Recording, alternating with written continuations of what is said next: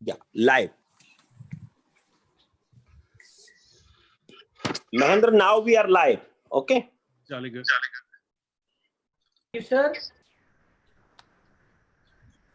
Rajiv sir, start karo. Okay. I take this opportunity on behalf of Organizing Committee Ramanujan College to give a warm welcome to the Speaker of the Day, Mr. Mahender Khari. Thank you accepting our invitation. Good afternoon to all participants and pleasant morning to Mahender Khari sir. Today he is live with us from London. Sir is alumni of Hindu College, University of Delhi. Sir is holding over 37 years of professional and business experience as consultant. Mr. Khari served as a managing director of Khari and Company International Accountant. Sir participating actively in conference worldwide organized by university and professional bodies. Spanning the globe, the Sir operates in a strategic alliance with over 100 expert professional syndicate based in UK, Switzerland, France, Belgium, Spain, Portugal, Gibraltar, Liechtenstein, Ireland, Russia, India, Singapore, Australia, Mauritius, and United States. Sir is also a member of Association of International Accountant UK, Chartered Management Institute UK, Institute of Financial Accountant UK, Institute of Public Account Australia, Institute of Certified Forensic Accountant Canada, Association of Certified Fraud Examiner USA, Deep Offshore E-Commerce Law USA. Earlier, Sir was holding a various position, AIA UK representative to India, AIA ICIA Memorandum, Joint Collaborator, Instigator and Signatory, IBLS USA Director of Education for India, Board Member for Padmavat Singhania University, Udaipur. Currently, he is visiting faculty MCI Austria, visiting faculty on Advisory Board of Research Development Association, Jaipur, advisory and visiting speaker at Prestige Institute of Management, Gwalior, Chairman Indo Global Academic Alliance, Editor-in-Chief of Ramanujan International Journal of Business and Research, University of Delhi. Sir, once again, warm welcome you from all of us. Over to you, sir. Thank you, Rajiv. What a kind introduction. Mahender, I'll speak for 2 minutes and then you can start. Excellent. Today's speaker, our own Mr. Mahender Khari, my colleague, Dr. Alok, Dr. Madhu, Dr. Rajiv, Ashish, Sahil, and many others, and dear participants. Once again, during this 1 month, we have been meeting in the morning and in the afternoon, but today we are fortunate to have Mr. Mahender Khari, who will speak to you on global perspective of corporate leadership and academic leadership. Friends, I have already spoken to you twice on academic leadership, but I thought it proper, or the team thought it proper, that let us also expose you to global scenario, what is going on in our corporates, how the corporate leadership helps the academics, and also because all of us have to train our students, and students has to be trained in corporate leadership rather than academic leadership. So it is much more relevant for all of us to know briefly the corporate leadership and various examples of leadership. And I tell you, Mahender has such a vast experience, as is available from his CV, that he will be able to give you the practical view which he has done over last 40 years. Now, I don't have much time to speak about his personality, but some other time we can discuss how he has traveled to London and, today settled for last 30, 35 years. Probably Mahender will, highlight his journey to that also. So over to Mahender, please go ahead, and we all will be benefited by your wisdom and lecture on corporate governance. Thank you. Thank you, Dr. Agarwal, or may I call you Sumit, as you are a personal friend. And Rajiv, thank you for the lovely introduction. As far as the journey is concerned, yes, those were different times. Yes, I had to fly over Pakistan because they wouldn't allow me visa. So I landed in Afghanistan, and I walked from Afghanistan, Iran, Turkey, Bulgaria, Yugoslavia, Austria, Germany, Holland, Belgium, part of France, and I reached United Kingdom. That was a long time ago. But today, I think we are talking about a different topic. The topic is, what's a leader? And what qualities are essential for an effective leadership? Mainly in the context that I serve, which is the business world. I'm also very much concerned with the field of education. So I would relate or try to combine the two types of leadership together. But let's start and build together, what is leadership? What is a leader? I suppose if you can manage people, and you can manage resources rather efficiently, and you protect your reputation, you are a good academic leader. You're already a good academic leader. So your managerial talents, ability to manage resources, your reputation, but it does not stop here. There will be 100 more examples. And even then, that wouldn't be sufficient. So you as a faculty, you have to uphold your values at all times, and not only at all times, at all places, not only on the campus, at home, in the playgrounds, in the public places. So other than being an effective manager, you have to be original, you have to be inspiring, and you have to stand up to your status quo, must recognize who you are. And if need be, you need to rewrite your own rules. And very often you will see that as in the commercial field, we see leaders, they not only rewrite their own rules, they bend them, they break them, they keep upgrading them. They organize themselves, they collaborate to achieve in terms of not only growth, but meaning to life. There are instances that people don't voice their complaints, and sometimes they do. So rather than voicing your complaints, do something about the situation. That should be one of the qualities of leadership. Fight for fairness. Share your power with others. It's time to take courage. In other words, have no fear about reinventing your future. There's nothing to be ashamed of. You are just trying. It's a trial and error situation. And by the way, what you stand for will count more than ever.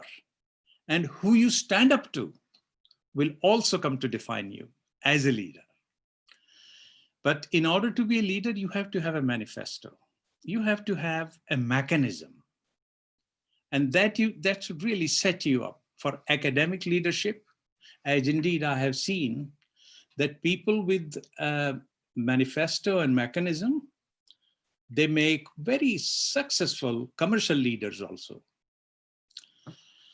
But sometimes you would have to identify what's holding you back in life. So identify those things, whatever is holding you back in life, make sure you know what's holding you back.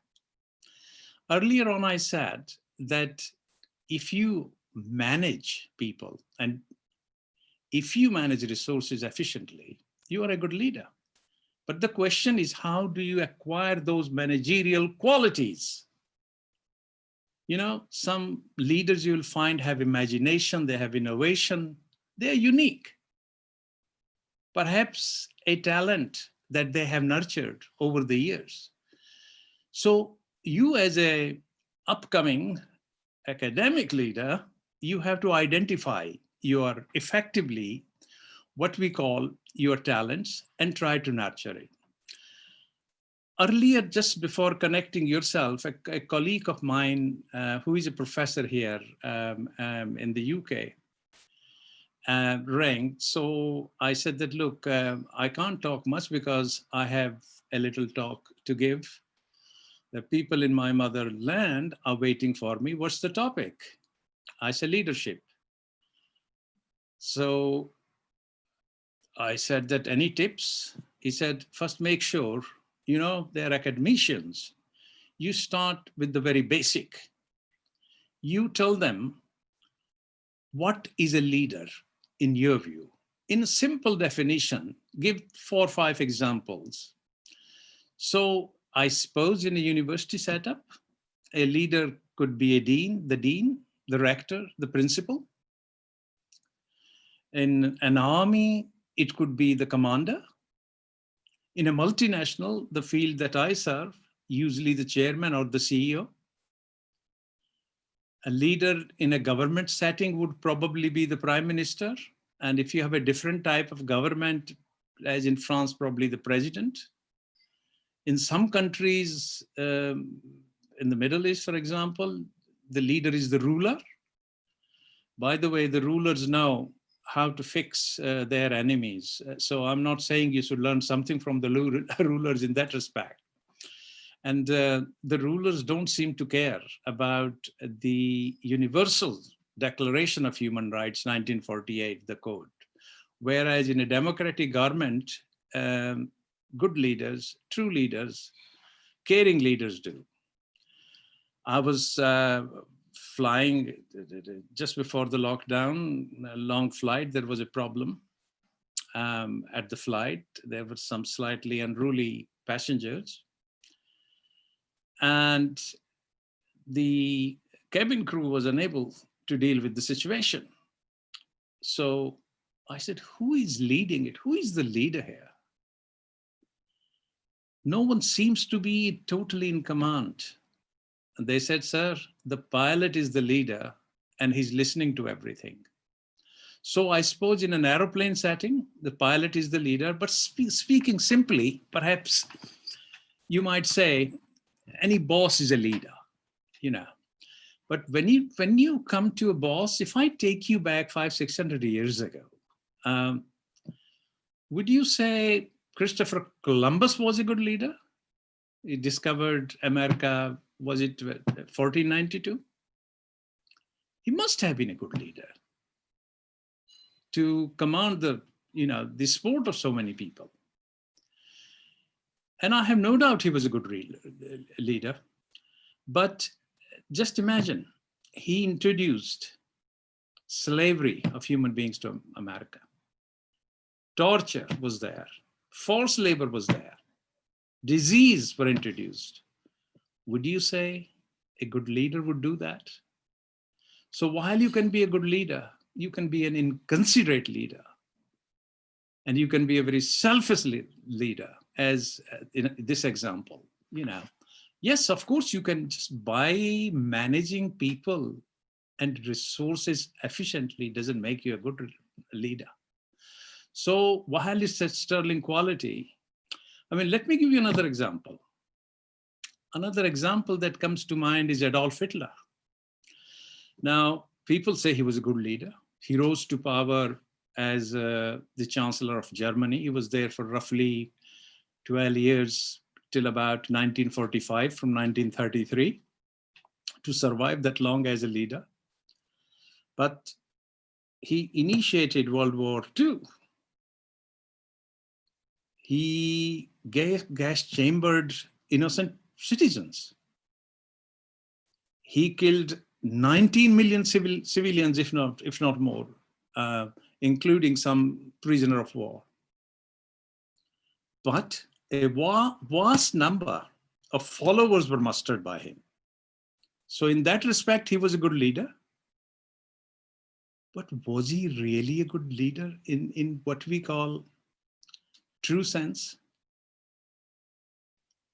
This is a quality in human being which attracts respect. And you only give respect to the people that you admire. But there are leaders who do not deserve respect, but they seem to be given respect because you got to follow their command. And while they're classified as leaders, I doubt whether I would include them in the category of leaders. I would call them probably rulers. So leadership and rulership, I think these are two things that you got to understand, that there is a vast difference. Now, if I take you to, let's say 1642, you remember reading about the English Civil War? In fact, there was nothing civil about the English Civil War. This was a fight between the kings, the hierarchy, the royalty, and the parliamentarians. Who should grab power? So sometimes the leadership comes along in terms of, let's get together to grab power. And there are two different fractions. This is it. But let me come back to my field and what attracts my attention. Who do I admire as a leader? Now, what comes to my mind straight away is the Uber taxi company. What comes to my mind is the Facebook, how this expansion initially, although certain aspects have been abused. What comes to my mind is Arnab, that accommodation. Arnab, AIRNB, that Arnab. Now, if you look at it realistically, the ingenuity of the CEOs, the world's largest taxi company, Uber, owns no car. Look at that. Look at the vision of the guy. If you look at Facebook, that creates no contents, zero contents. And if you look at Arnab as a property company, that owns no property, and it's a property company. So look at the vision of those people. There is something to learn from them. Who would have thought one day that the property company will be without property? A taxi company will be without owning a single taxi? And this is what I call an extraordinary foresight. They understand absolutely that, look, the world is changing, the society is changing, we have to change and cater for the changing needs of the society. You see? So the question is, what qualities do they possess which make them unique?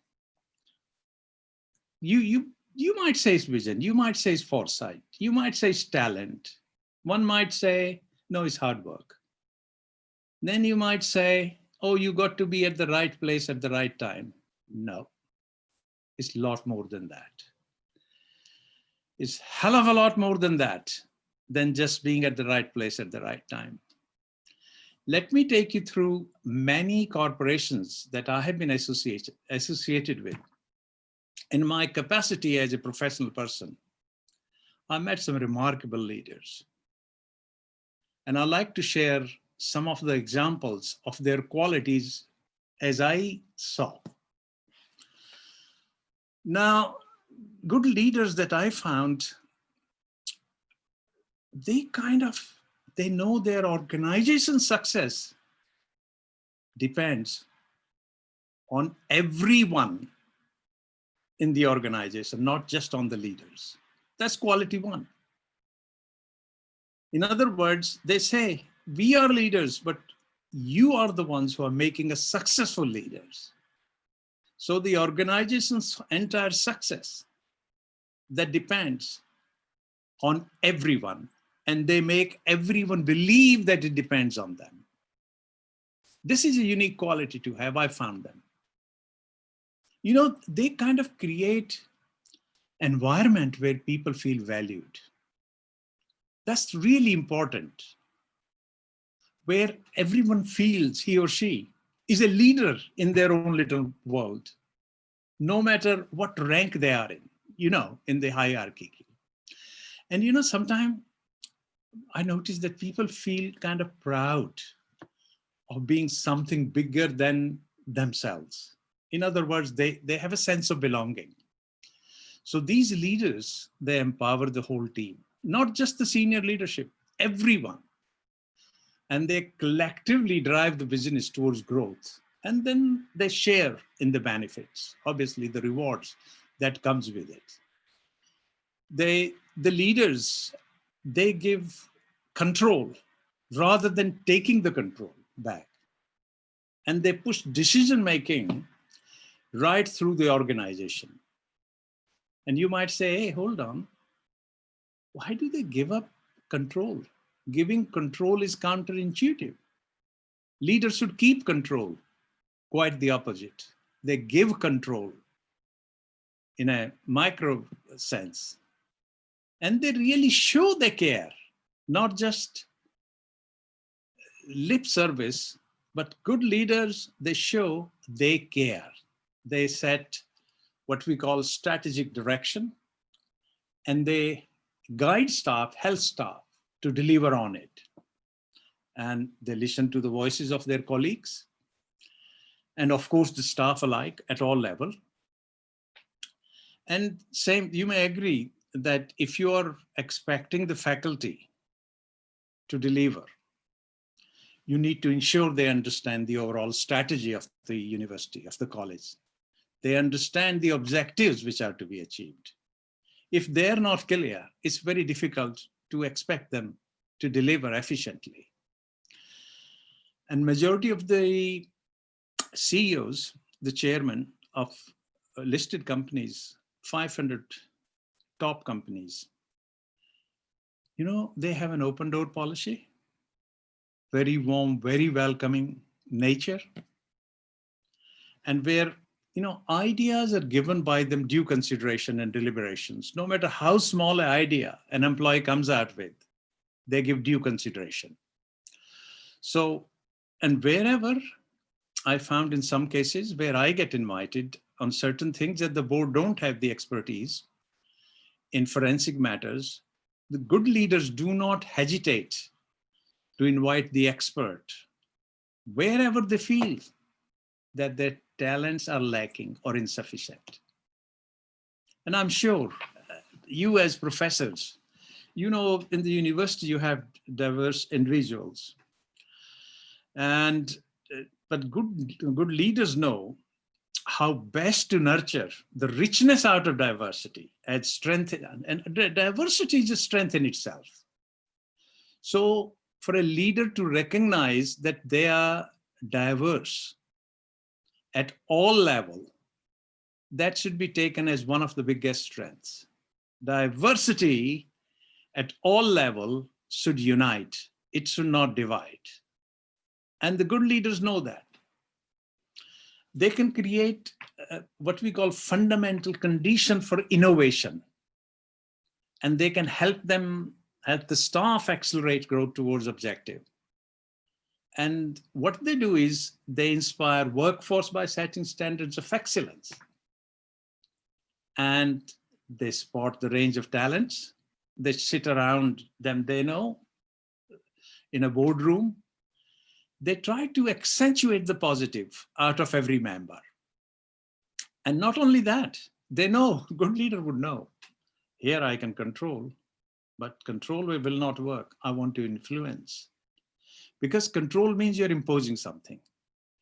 Influence means someone is accepting your point of view by the strength of your argument, you know? And in the commercial setting, I have seen that some leaders take the blame when things go wrong. They're always fair. Another quality I found in good leaders in the commercial sector is they have patience. They have every bit of time for you. And they often delegate. They don't abdicate, they delegate, you see? So other than that, I would say the good leaders are probably open to being convinced by their colleagues. They would allow their colleagues to convince them. And they work on this assumption that you're a rider. You're riding basically your academic institution, your corporation, your entity. But they know how, they know down deep, no matter how skilled a rider you are, it's the horse that jumps the fence. This is worth remembering. And they get their colleagues to jump the fence with them. Effectively, that's what happens. All the hurdles they pass through together. But there are other qualities also. They can be honorable, they can be generous, but they can be ruthless at the same time. And by the way, playing safe is not always their top option. They do take risks. They work through crisis. And I remember many corporations where the chairman, the CEO, they worked their guts out and came out of the crisis, saved the livelihoods of tens of thousands of employees. You see? And they know that if the organization lacks mistake, it's not going smoothly. See, they're not afraid of the mistakes. They learn from them. In fact, they make their team a little uncomfortable and get them to stretch and allow them to develop. And each time you stretch, you develop a little more. This is their philosophy. But then you might say, let's go on to the negative side. But before I go on to the negative side, speaking of leader, I received an email which is in here yesterday from Rishi Sunak, the Chancellor, UK Chancellor. He's going through a tough time as a leader. And we are very proud of our British Asian community in London, especially. Priti Patel is the Home Minister. Rishi Sunak is the Chancellor. He just sent me an email yesterday. 3-4 days ago, I'll share with you. I received an email from Boris Johnson also. But while Boris calls me Dear Mahender, Rishi also called me Dear Mahender, which we'll read out. Arey bhai, you are 20 years younger to me, at least call me, according to Indian tradition, Dear Uncle Mahender or Uncle. Sometimes people forget tradition, but their heart is in the right place. So don't go for the formalities if you don't call Sir a Sirji. Make sure your feelings are just, honorable, and full of respect. Title will come and go, Now, just while talking about it, right, I'm at 136. It's a fairly big plot. Next to me, I'll get his book in here. Roger Pearce, commander of MI5, Scotland Yard. He wrote a book in here, The Agent of the State.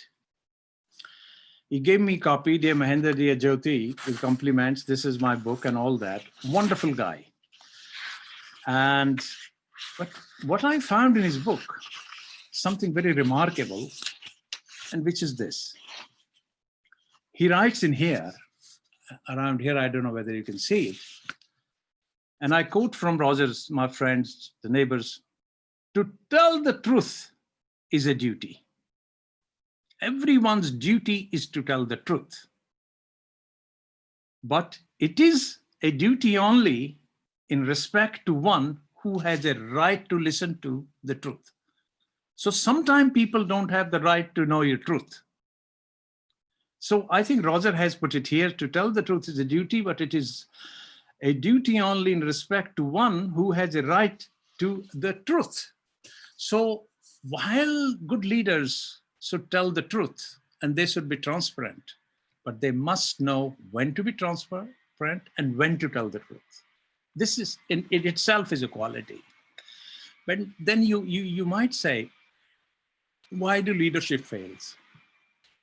Now, I have seen in my profession, leadership fail because they get drawn too easily into negativity. But the real risk does not come from negativity. Real risk comes from a blame culture. So I think you should discourage the blame culture, you know.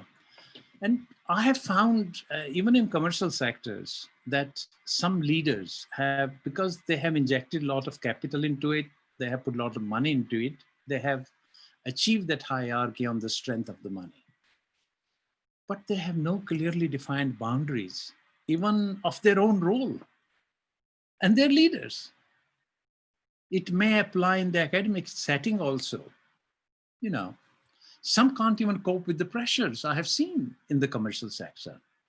And some only display half-hearted approach to problem solving.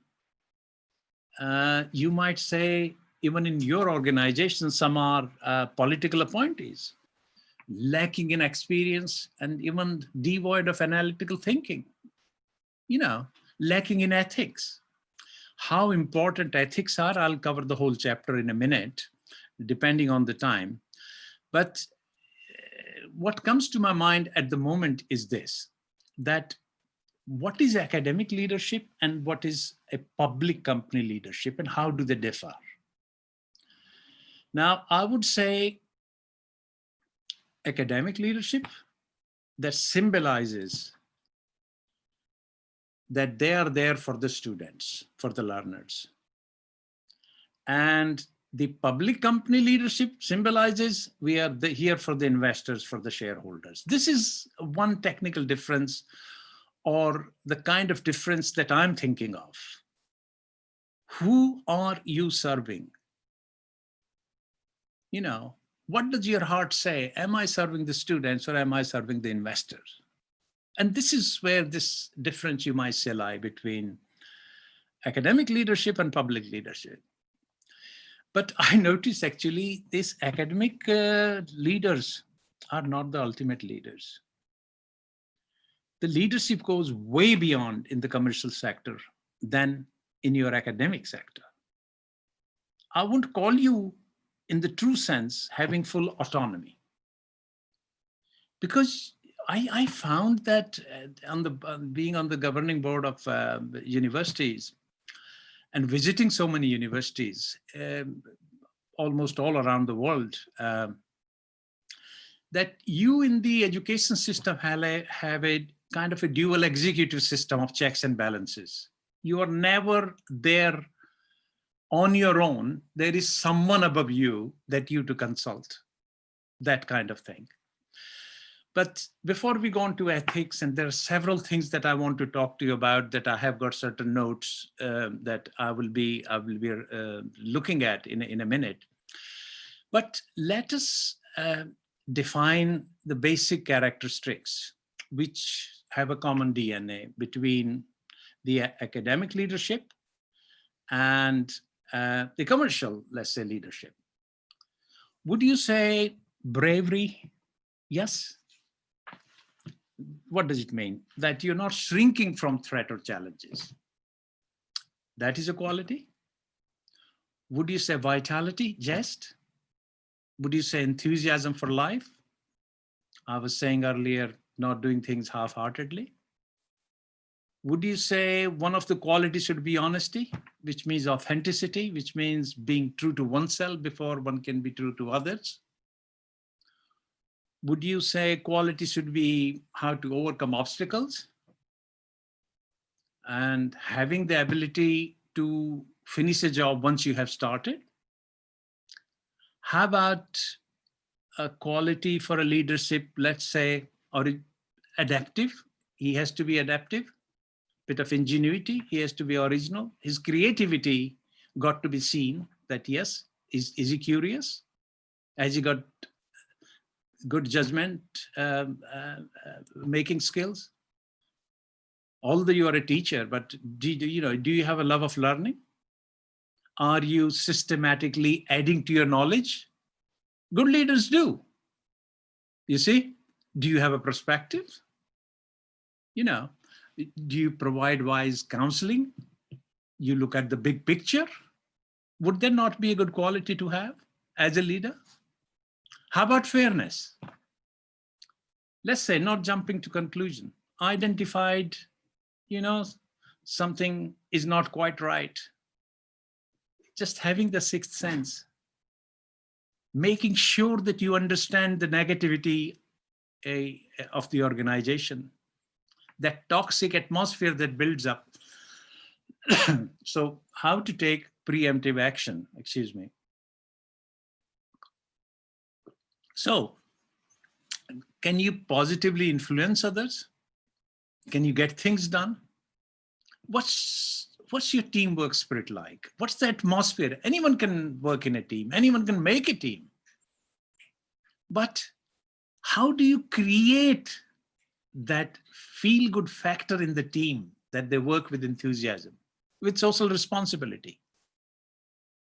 As a leader, how kind are you? Altruism. Have you got genuine warmth, love towards people? What's your social intelligence skill like? Do you understand other people, their motives? You see, these are all leadership qualities. Do you appreciate beauty, nature? That is a leadership quality. Appreciation of excellence. Do you have moral greatness? Do you feel blessed? Oh God, thank you for giving me the comfort. Are you grateful to people who greet you and meet you? Are you full of hope? Do you have positive future, that sort of mindset? Do you expect the best out of people, for example? What are your expectations as a leader? Do you have a humor? Playfulness kind of brings smile to others' faces. Can you see the lighter side of life? Because life is full of misery, and in some places, do you exercise self-restraint? Self-control is very important for a leader. And if someone makes a mistake, do you forgive? You let go of the hurt? You accept others' shortcomings? Because no one is perfect. And don't sort of brag about your qualifications. Let the accomplishment, what you do for people, speak for itself. Be cautious in there. Be careful about sort of advertising or over-advertising yourself. So I was talking of self-control. You have to manage your impulses. You have to manage your emotions. So these are some of the qualities. But if you allow me to just some of the notes that I have made, I would like to share if we have the time. Yes. If we have the time, that's... Please, Mahender, Yeah, go ahead. yes, Another go 10 ahead, sir. minutes. Another 10 minutes. Okay. So another 10 minutes, I'll do it accordingly. Yeah. Now, at Indo Global, let me just, because few things have come to my knowledge. And here I have got from various universities in Delhi. Here it says that the government regulates a bit too much in India, who you can teach, what you can teach, what you can charge. And in India, you have a lot of regulatory bottleneck. There are considerable barriers, I'm told, for approving certain things, seeking approvals on the courses. And there's also mismatch between supply and demand. Now, if this research is right, that must affect your leadership.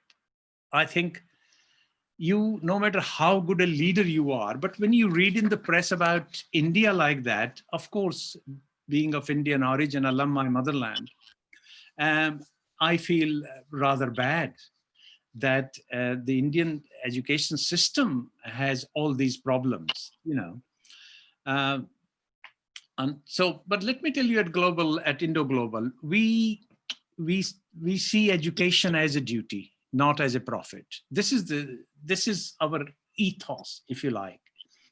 We see student partners as our partners with common objectives. And we see the students are our responsibility. So we monitor them, we guide them throughout their career. We participate in roundtable discussions, invite various people with different views. We train them for unfamiliar environment. We learn from universities like yourself. We get ideas. But the impression I'm getting is that most universities there are not adequately funded. And that put a lot of pressure on the leaders, the people who have that responsibility, you know? So I'm building a database of like-minded people in that respect. Now, I was looking at some of the data earlier on, and I found that not long ago, Indian students, there were about 80,000 in America. I looked at it, about 5,000 Indian medical students in China, and looked at the figure. India spends over $3 billion a year to train their students abroad. Excuse me, what's wrong with Indian education? Why are you sending resources abroad and training them abroad? And that includes, you know, and I also read that the IIT and the Delhi School of Economics, they have a faculty shortage of roughly 40%. Why should it be the case? Why should it be the case? So let's look at the ethics. The ethics that in the commercial sector, that I found that no matter how good the leaders were and how hard they worked, I found that the internal controls were not implemented correctly. So the leaders collapsed because the foundation collapsed. The internal control reliance upon was weak because not of lack of loyalty or enthusiasm, lack of training. And lack of time. There were time pressures. There were management reviews were lacking. Independent checks were lacking. Some people had overridden controls.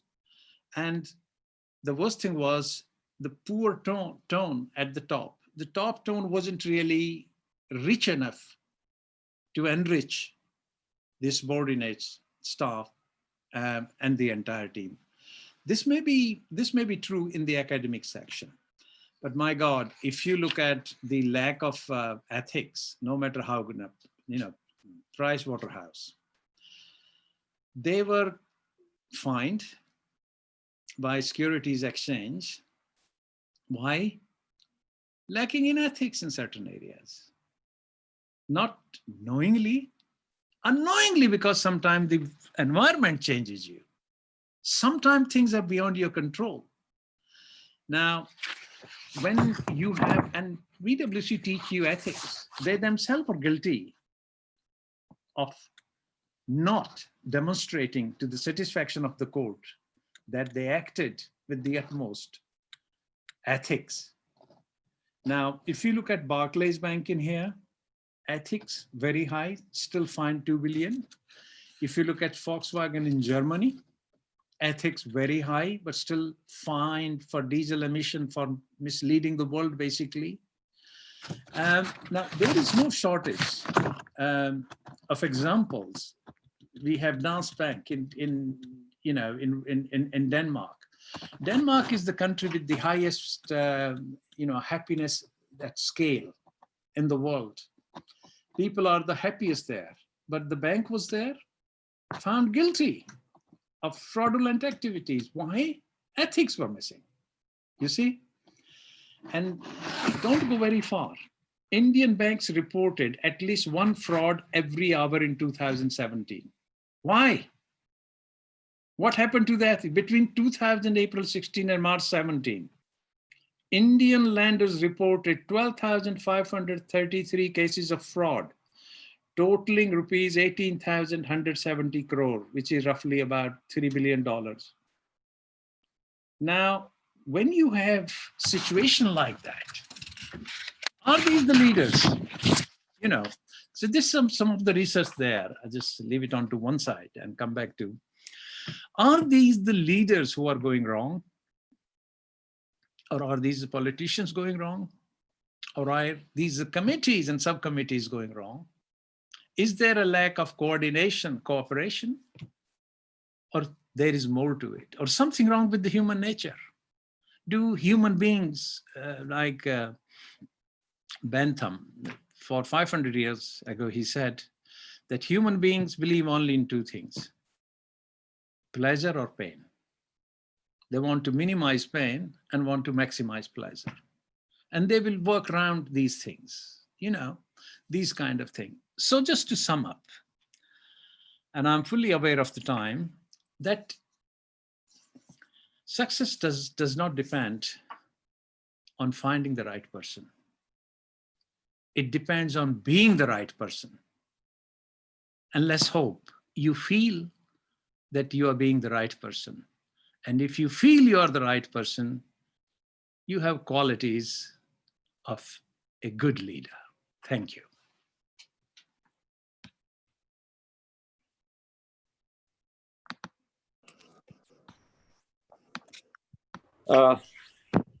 Thank you, Mahender. Let us take some questions, Rajiv. Yes, sir. Yes, sir. Sure. Please go. Yeah.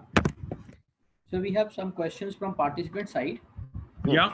Ganpati wants to know that, dear sir, my question is how to develop effective leadership to remove the unruly ruler.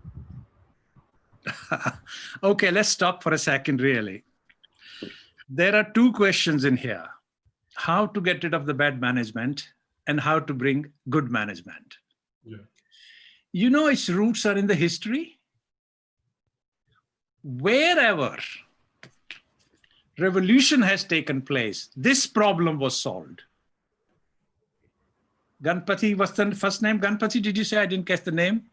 Ganpati Mendali. Yeah, Ganpati. Here's, if you want change, you need to bring in revolution. It's painful. That's the short answer. Revolution is needed. For revolution, you need majority support. You see, utilitarian theory says, work for the benefit of the majority.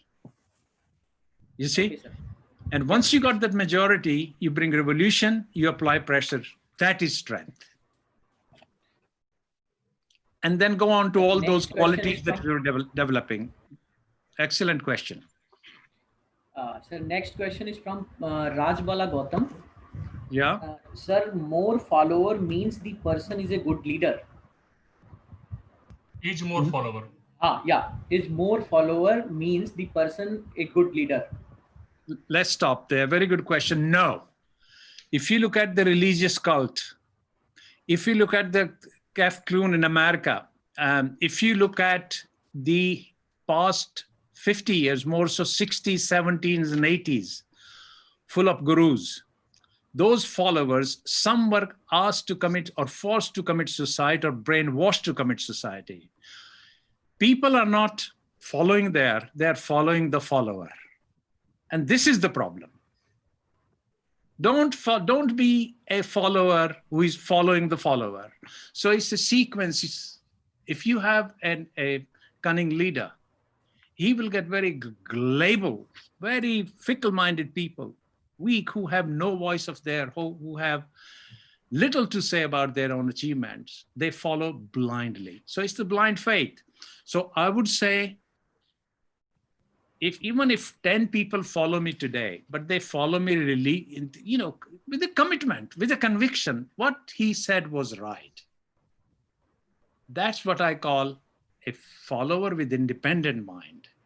So, Rajbala, who are these followers? Get them psychologically tested first. If their intelligence level is adequate, they follow, yes, then majority situation applies. Another good question. Thank you, sir. Another question from Pakiza. Uh-huh.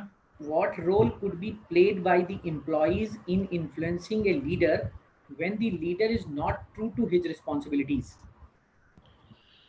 Pakija, do you have personal experience of an employer not being true to his responsibilities? First of all, if it's an internal matter at a local level, at a managerial level, it should be sorted out locally without any publicity. If it's hurting the entire staff, you need to go with the union in order to solve it. But a role model, the thing is, you will not find a perfect role model anywhere. You just find what are the person's positive attributes. See the overall picture. Don't judge him by his one tantrum because he may have had a bad day. But if you're talking about someone lacking in ethics, don't work for him. If you find someone deceitful, don't work for him. If you find he's taking advantage of you, seek help. But don't leave it as it is because it can damage your health, Pakiza. This situation is not uncommon in organizations where the employees at certain level are being exploited. Can I ask one? Pakija. Thank you, sir. Can I ask one? Sir Rajiv, sir, please continue. Go ahead. There is a one question from Shivaji Suryavanshi. Hmm? How you will compare the academic leadership with commercial leadership? Okay, I gave a couple of examples in terms of compare. I don't know whether Shivaji was listening. The example I think I gave was that academic leadership is student welfare focused. Commercial leadership is investor focused. That is the difference. And when you have a non-profit making objective, and on the other hand, you have a profit making objective, they clash. What happens in a commercial situation? That people break their ethics. I have a list of many cases, the famous cases of 21st century that I teach from time to time, where whether it was, WorldCom, whether it was Enron, whatever companies you look at, what was happening was that in the commercial sector, they were trying to maintain the value of the entity through unethical means. In a commercial section, it happens. In an academic section, that doesn't happen.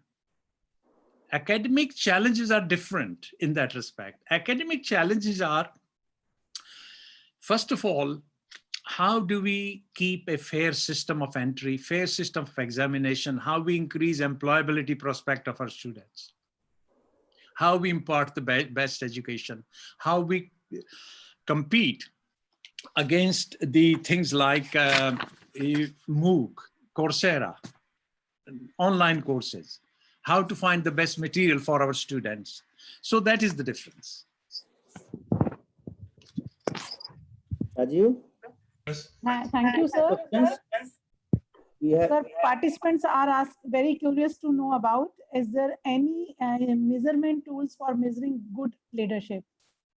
Is there, sorry, could you repeat because the line is.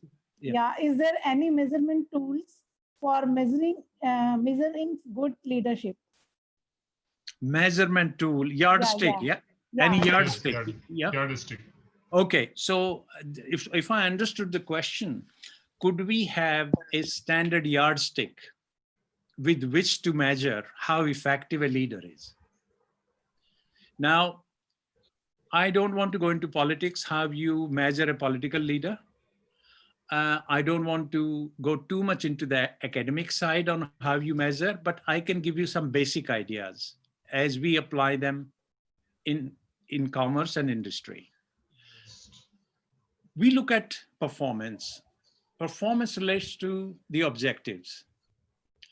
So if we see in a company that they have environment as their priority,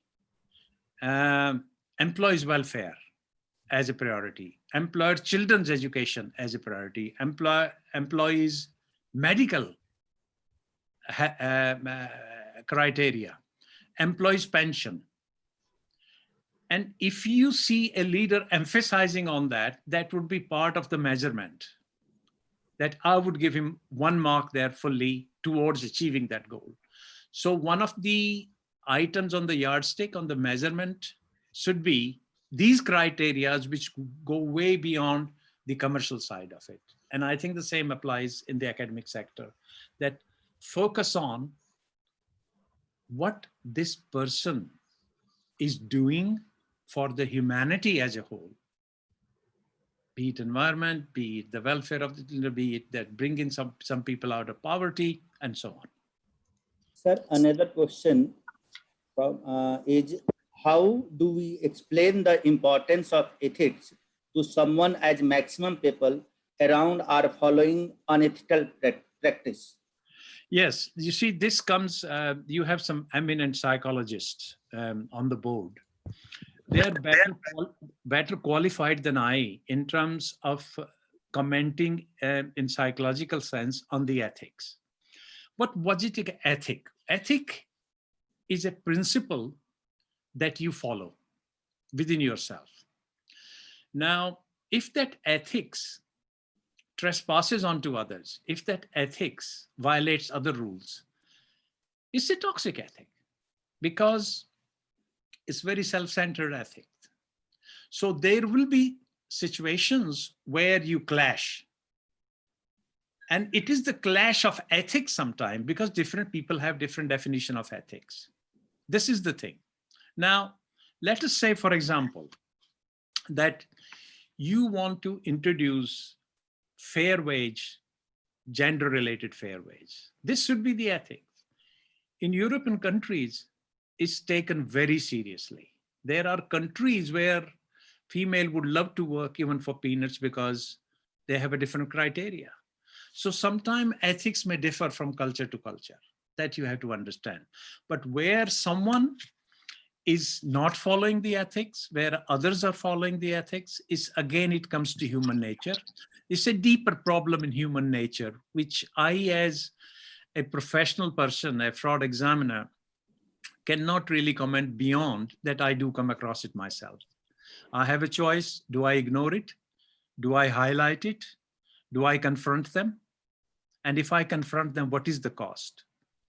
You see, in terms of my time, in terms of my stress level, these are the criteria you got to take on individual basis, on item by item basis, in specific basis.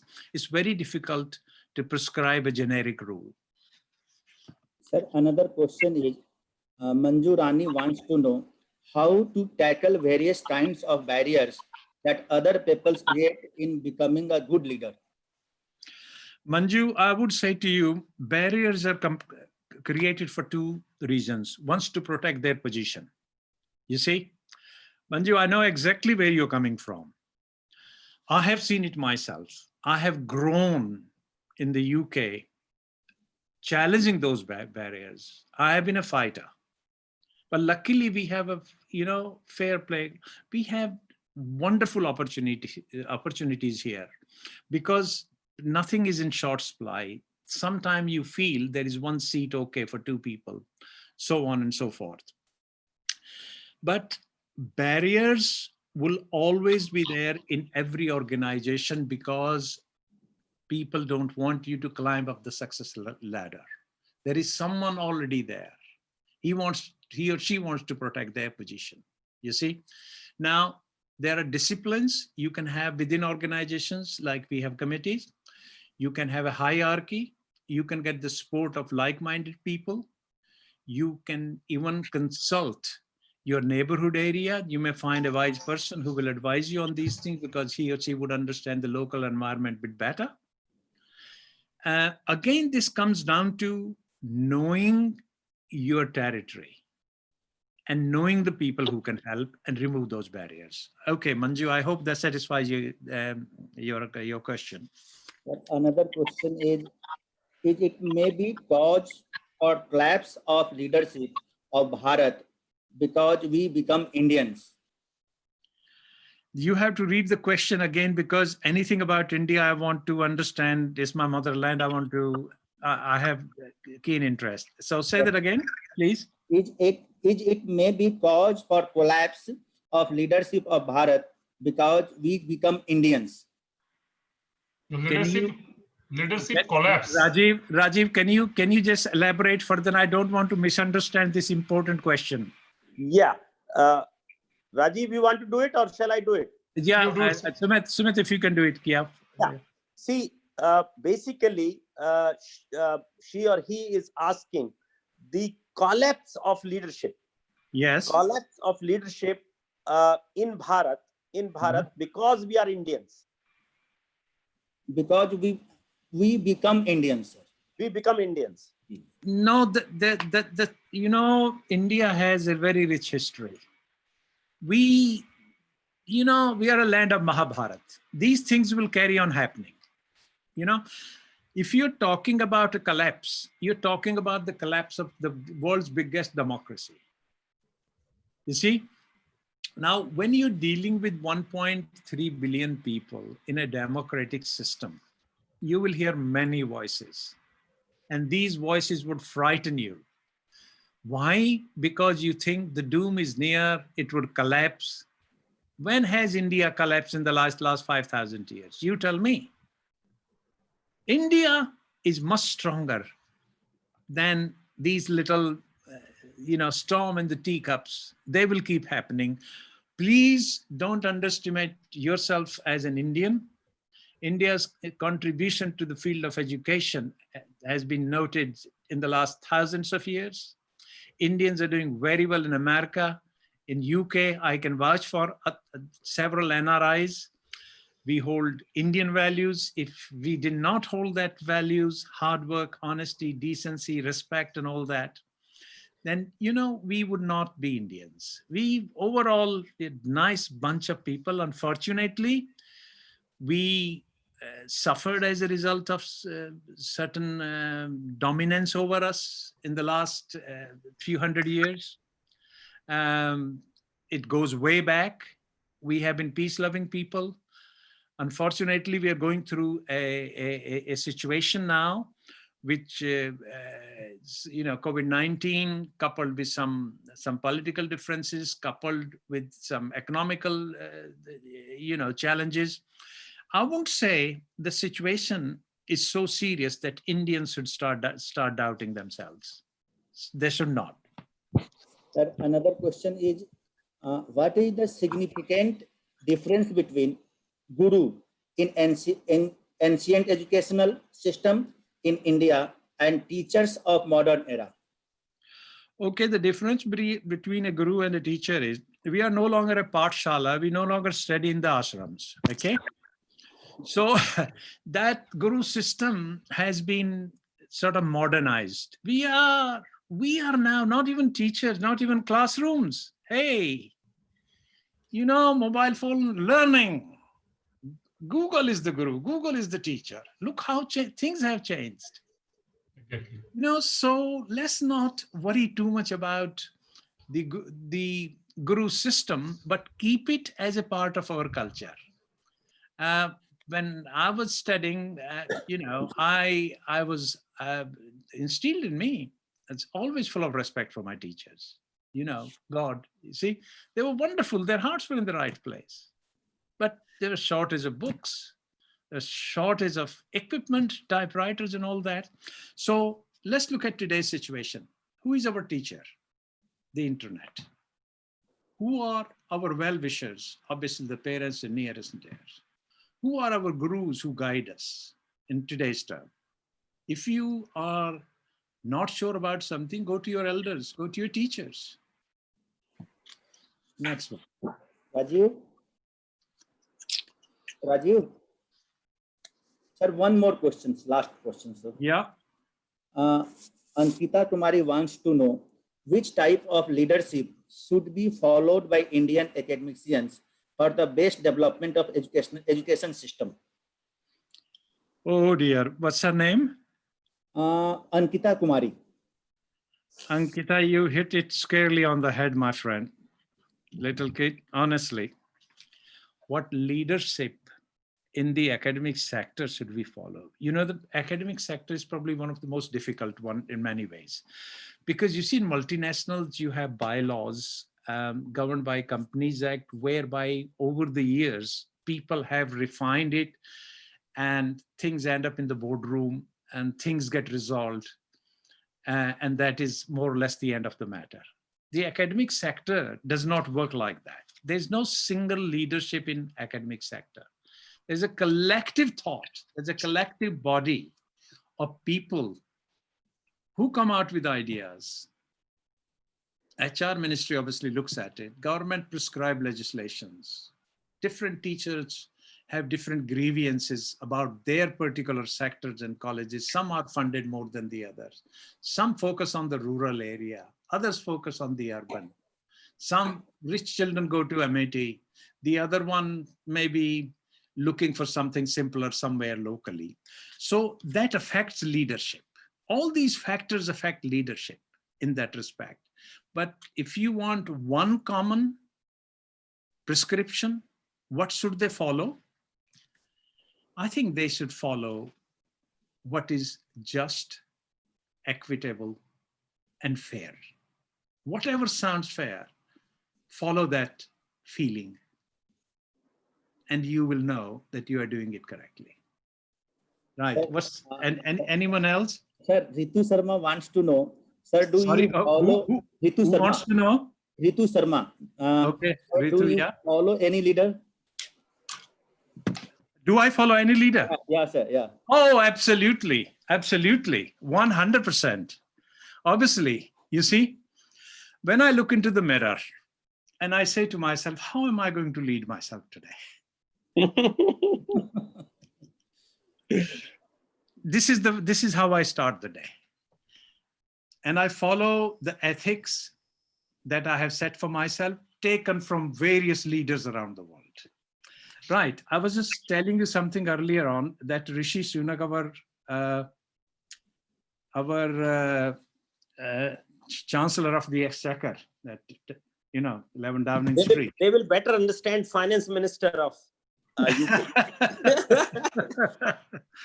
He wrote to me, just yesterday. The email came to me from Rishi. I don't know whether you can see it or not. Rishi Sunak, the Chancellor, came yesterday.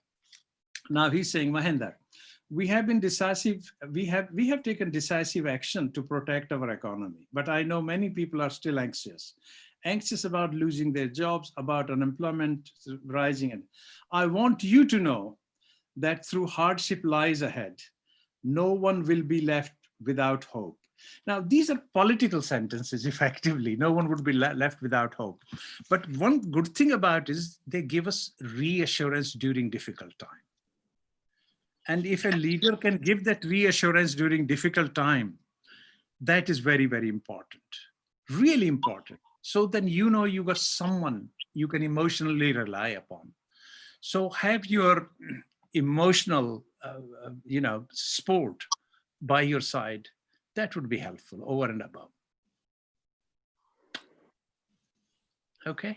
Thank you, sir. One more question can I take?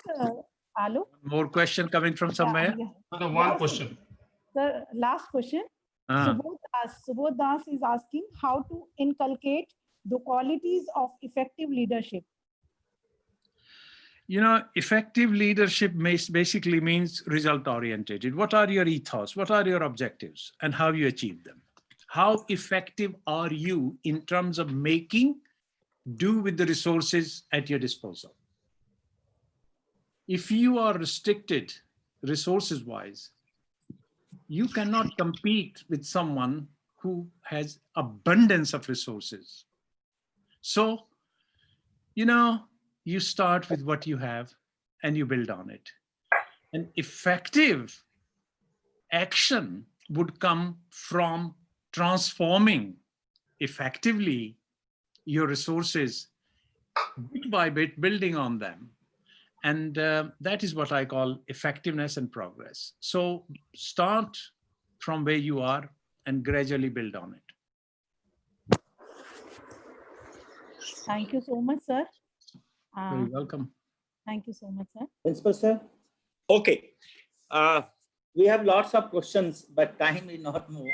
So Okay. We can send to him, and he can send an email reply or something, we can Sure. try that. Sure. Yeah. Thank you very much indeed. But Mahender, let me tell you, the people are really flattened. The way they are asking, they are commenting on your lecture. I can see that you have done a wonderful job.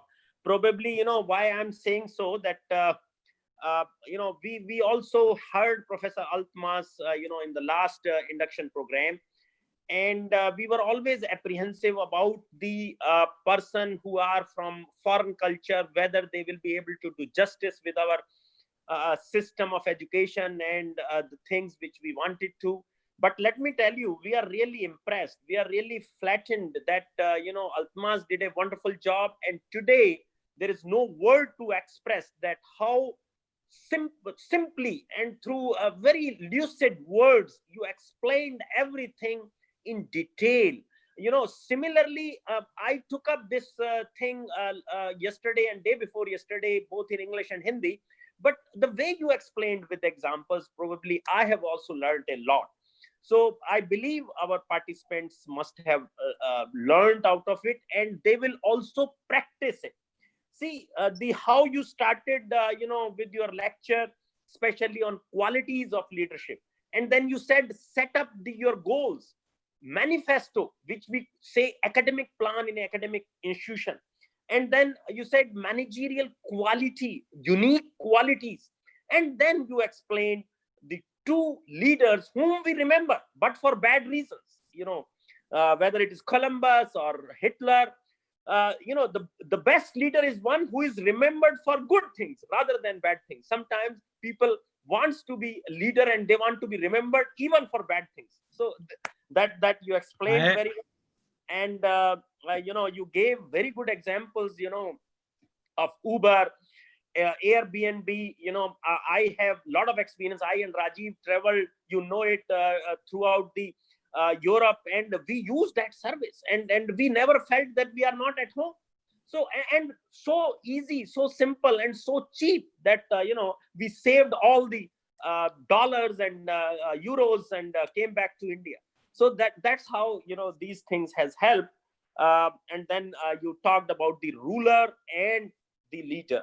Very, very wonderful idea that and then you in the question answer explained that you need a revolution to change the ruler. So yes, and India, we are revolutionary. We have been doing so many things, you can see on all the time on the streets, but still we are peace loving. We don't revolt like in some other countries where like these days, China domination, what is happening in Taiwan, Hong Kong. I'm sometimes very perturbed by seeing how the people are committed to revolution. So and we have seen it in 1990s. You must have also seen it in Tiananmen Square in China. But Yes. that kind of revolution has not happened in our country, maybe because of the largest democracy, as you said. So what I'm trying to say here is that you have explained the leadership in such lucid words that things have become easier for all of us to follow. And the basic difference in the last, you said that academic leader is for the students and commercial leader is for its shareholders or stakeholders, whatever is the case may be. So with these words, once again, I can say, my friend Mahender, really, we are very fortunate to have you this afternoon for this session. And we will continue to be associated with you, though we are in constant association with you. You have been helpful to my institution, to the country. We have just signed an agreement with Association of International Accountants. We signed about 5 years ago, and now we have signed with the MCI Innsbruck, the best entrepreneurial school for our students and faculty exchange. And similarly, a lot of things we will keep on doing, and we are doing. Just like we have been running one diploma course in international financial reporting standards, you will be glad to know. So all these things are with your initiative, and you have been helpful to us in our journal, which is in UGC care list. And you will not believe that today for publishing in our journal, we received 200 articles, for one publication. That means we have to publish only 10, 12. So this is the kind of reputation with your help and with the help of your friends, we could establish. So with these words, once again, thank you very much, sir. And we will be in touch with you, constant touch with you. And the participants which have more questions, we will forward it to you. And your lecture will be on YouTube live. You can also see it all the time. And our participants can also go through it again and again. I'm also thankful to all my team members who have done a wonderful job today. You know, I believe Mahender will also appreciate that we are working in a team. So, you know, you cannot say that there is something missing here. So the team is wonderful. I can say, being a leader, you know, they are, you know, passionate, they are motivated, they believe in delegation, they believe in each and every tip which you gave today to all of us.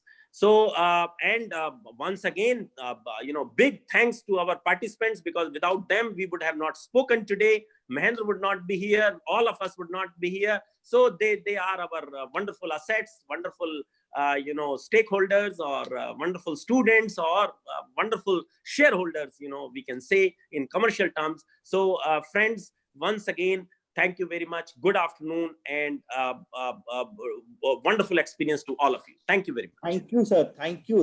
Thank you, sir. Thank you for giving me the opportunity to serve Mother India. Thank you. No, Thank yeah. you so much.